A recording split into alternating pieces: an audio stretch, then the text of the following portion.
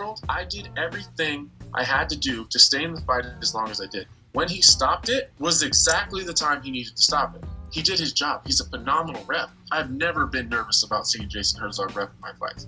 I would let him ref it again. I think he does that good of a job. But then don't get on social media and put out a statement because people on Twitter were roasting you a little bit, telling you did a shit job. The people that matter are the people that were involved in the fight. I make it a point before every fight to know the commands and know exactly what he expects out of each one of those commands and ask him. I did the same thing that night, and I might be one of the only fighters that do that. I need to know what it sounds like when you're about to stop a fight on my end of it, and if I'm trying to finish someone, because I need to know how close I am. I don't want to blow my gas tank if it's not sounding like I'm getting close to a finish. Maybe I'm feeling something different than what you're seeing. And I did the same thing that night, and I responded the way that he said he needed me to respond to continue to fight. So why are you coming out on social media apologizing for doing your job exactly the way that I expected you to do it?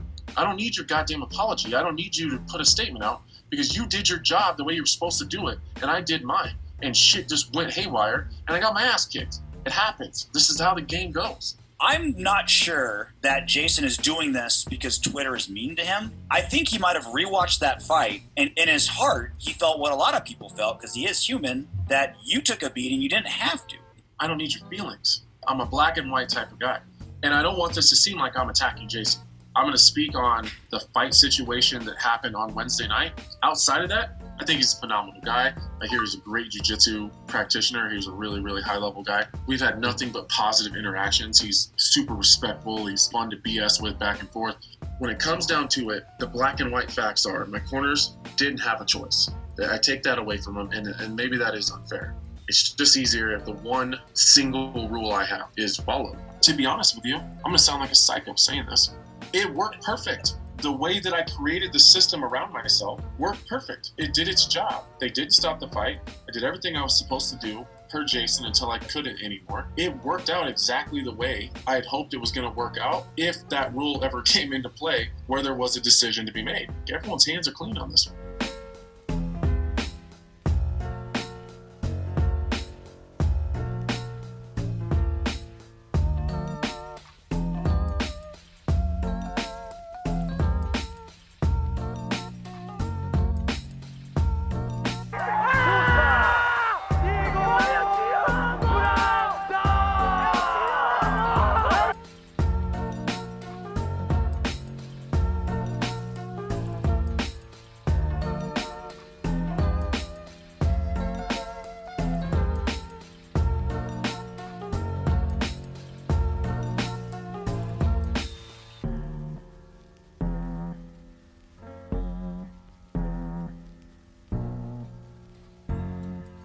What do you think about the idea? I mean, you're a guy who feeds off energy, stuff like that, going in there and fighting with no crowd. Darren Till's mom, too. Fuck Darren Till. I want to fight Darren Till. I want to fight him, and I want to jump out the cage like Khabib did and jump kick his mom in the face.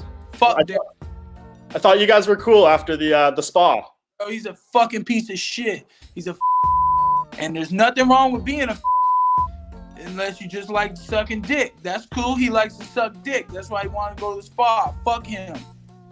Excuse my language if that's terrible, but I hate that motherfucker's guts. I don't like when people say certain things. I have one thing I care about in this fucking world, and you know, whatever. Obviously, people are going to use that against me, people who want to see me fail, but to me, it just puts this focus on me and this energy, because I understand that anger can throw you off, and I've been dealing with that my whole life. So it makes me focused and prepares me to do what I need to do to come out on top. Is it frustrating that Darren is taking shots at you when he's a middleweight now, and the possibility of this fight kind of makes it doesn't line up as well as it did when you guys were both welterweights? It doesn't line up as well, because I'm 185 pounds right now. But if he wants to cut weight to 185, I'll fight his ass at 185. I'll try to put a couple pounds on, and I'll be faster than him, and he'll be a fat piece of shit. Fuck him. I'll fight that anytime. I think people have been asking for that one for a while, so hopefully you can get his eye open when we sparred that one time, He has some heavy hips, so I'll tell him that, because he's a fat piece of shit. So his hips were heavy and his feet were glued to the fucking floor.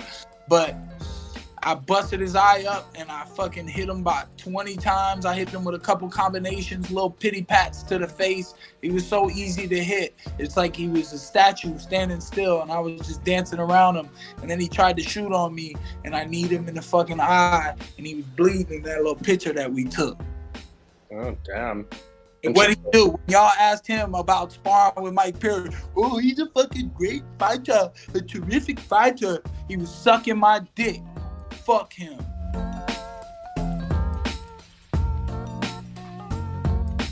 You're doing your own thing now? You got your own stable of fighters you just work with, or? Yeah, I got my own stable that I'm trying to work with, so I'm just trying to avoid like having too many people to work with. I just want to work with the people I like, and that's it. You know, I'm too old. Look at all this gray in this beard. I'm too old to be working with everybody. Was it tough to leave? Did any feelings get hurt? Any fighters like, oh man, you know, we love having you around the gym. I mean, you've been there for a long time. Yeah, I know. I mean, it was tough to leave, but you know, you got to do it with what you feel is right for you. But it was certainly tough to leave. But I don't know if any feelings were hurt. I'm sure that some of the fighters are going to miss me, but they're going to, you know, it's American Top Team. They're going to be all right. Where are you going to be based now? Are you going to just travel to the individual camps for whatever fighter you're working with, or will you have a home base? Will you have your own gym, your own team? Well, I'm still trying to figure all that out. Like, I know I do want to do some traveling and train with some different people and continue my education and keep learning. But, you know, but eventually I am going to settle down and have my own little spot, not like a gym, but just a place where I can train people that I want to train. I'm not trying to have like a school or nothing like that, but just a place to train people that have fights coming up, or just people that I can grow with, build relationships with, and grow with them. You know, I found that I had the most enjoyment and success doing it that way. Like, you know, I'm with Tyron Woodley right now, and I just, you know, we have so much fun, and it's just such a good journey to take this long journey, as opposed to like dealing with guys that you don't know and feeling like you have to train everybody. So I just want to build relationships with people and have a good time. So the timing of it is just a coincidence because of the pandemic. It had nothing to do with the pandemic. This is something that's been brewing for a while. Yeah, well, yeah, it had nothing to do with the pandemic. It was just kind of timing, because I was off on with Tyron. We were training for Leon Edwards, and I had been gone from the gym for 2 weeks, and it just kind of hit me. It was like, do I even want to go back? And I said to myself, I don't even really want to go back. I'm happy doing what I'm doing, and I know that I'm valuable enough that I could do this on my own, that I don't need a team. Like, and I'm not saying that like that I'm, you know, the best guy in the world or the smartest guy, but I just know what I'm worth, and I know that I'm valuable alone to do it. And if I do need help in certain areas, I can find it and I can get it. I can bring people in, but I don't need to have, you know, that whole team atmosphere. Update us on who are your current fighters that you're working with. We know T Wood. Is he your first in prime, or do you have like some others that are like coming with you, or? Of names, I'm working with T Wood, Jillian Robertson. I'm talking with Greg Hardy. We're about to finalize it. Hannah Goldie, I'm working with her now. Possibly Shorty Torres.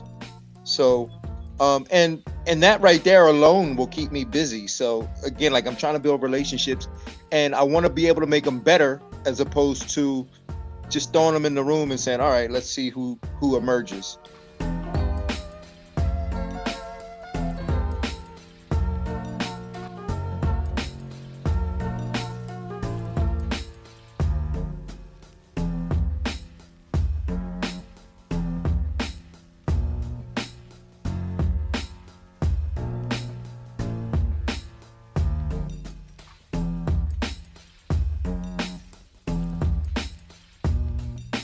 If you are a fighter or someone who wants to start training in MMA, listen up.